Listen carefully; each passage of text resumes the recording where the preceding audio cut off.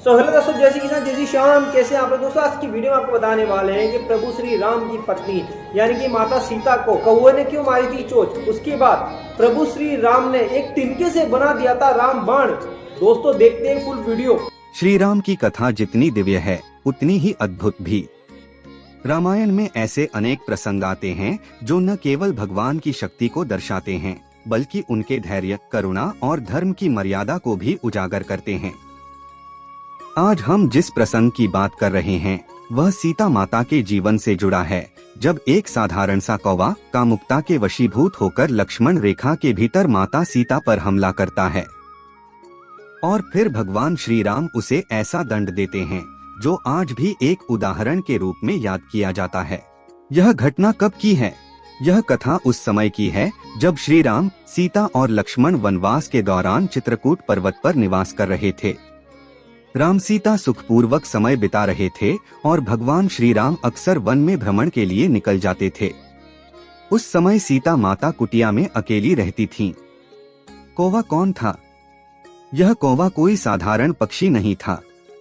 यह था इंद्रदेव का पुत्र जयंत, जो कौवे का रूप धारण कर पृथ्वी पर विचरण कर रहा था। उसे अपने बल, ज्ञान और रूप पर अत्यधिक गर्व था। जब उसने वन में अकेली सीता माता को देखा तो उसमें काम का भाव जागृत हो गया और उसने एक घृणित कार्य करने की सोची। कौवे का दुस्साहस। जयंत ने कौवे का रूप लेकर सीता माता के पास जाकर उनकी जंघा पर चोंच मार दी। माता सीता अचानक हुए इस आघात से कराह उठीं। यह कार्य अत्यंत अपमानजनक और निंदनीय था। जब माता सीता की पीड़ा की आवाज भगवान श्री राम ने सुनी तो वे तुरंत वापस आए और देखा कि सीता माता रक्तरंजित हैं। राम का क्रोध तिनके से बनाया ब्रह्मास्त्र। जब श्री राम को इस घटना का पता चला तब वे अत्यंत क्रोधित हुए।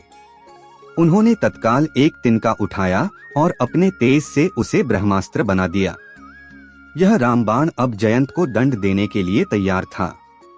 जयंत, जो स्वयं इंद्र का पुत्र था, उसकी कल्पना में भी नहीं था कि कोई साधारण सा तिनका उसे मृत्यु दंड दे सकता है। जब उसने राम का यह रूप देखा तो उसके होश उड़ गए। जयंत का भागना देवताओं से लेकर ब्रह्मा तक राम के द्वारा छोड़ा गया। वह ब्रह्मास्त्र जयंत के पीछे लग गया। वह भागता रहा, देवलोक, यमलोक, नागलोक, हर लोक में गया।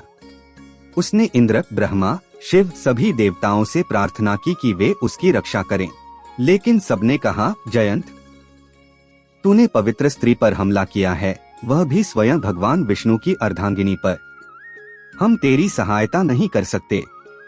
एक बार राम का बाण निकल जाए तो उसे कोई नहीं रोक सकता। जयंत की शरणागति।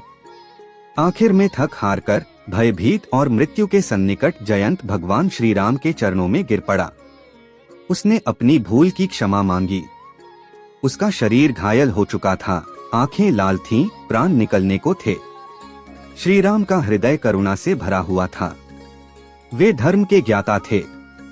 उन्होंने कहा, तूने घोर अपराध किया है, परंतु तूने शरण ली है। जो शरणागत है उसका परित्याग करना धर्म नहीं है। राम का क्षमा भाव, लेकिन दंड तो मिलेगा। श्री राम ने ब्रह्मास्त्र को वापस नहीं लिया, परंतु उसका प्रभाव कम कर दिया। जयंत की एक आंख फोड़ दी गई और जीवन दान दे दिया गया। यहीं से कौवे की एक आंख को लेकर जनश्रुति बनी कि कौवे की दृष्टि टेढ़ी होती है। इस कथा से क्या सीख मिलती है?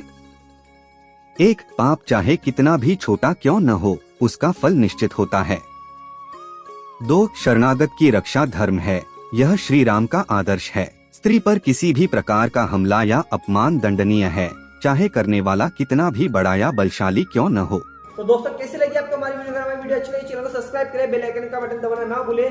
बोलो जय श्री राम। मिलते हैं नेक्स्ट वीडियो में। धन्यवाद।